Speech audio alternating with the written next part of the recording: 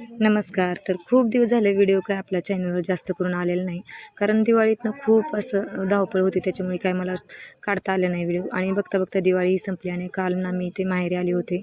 तर भाऊबीजेचा व्हिडिओही तुम्हाला टाकायचा होता, शेअर करायचा होता आपल्या चॅनलवर.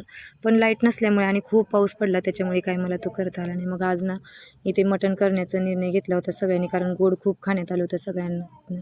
त्याच्यामुळे ना आज चुलीवरचं मटण बनवायला घेतलेलं होतं आणि त्याच्यासाठी नाही ते मी मग चुलीवरचं मटण तर खूप जणांना आवडतं. कोणाकोणाला आवडतं नाही नक्की मला कमेंटमध्ये सांगू शकता. तर त्यासाठी नाही ते मी मटणाला हळद, मीठ, परत घरकुल मसाला, परत अद्रक, लसूण, खोबरं सगळं लावून घेतलेलं आणि त्याच्यानंतर कांदा वगैरे टाकून छान परतून घेतला आणि त्याच्यामध्ये मिठाचा रस्सा वगैरे करून घेतलेला आहे. मटणही आपलं छान असं शिजलेलं होतं.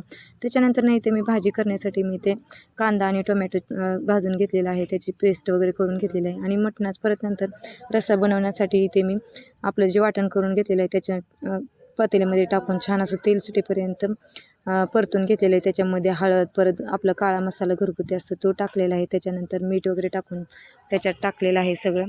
तर मस्त अशी भाजी पण आपली तयार झालेली आहे. आणि कोणाकोणाला चुलीवरचं मटण आवडतं नक्की मला कमेंटमध्ये सांगू शकता.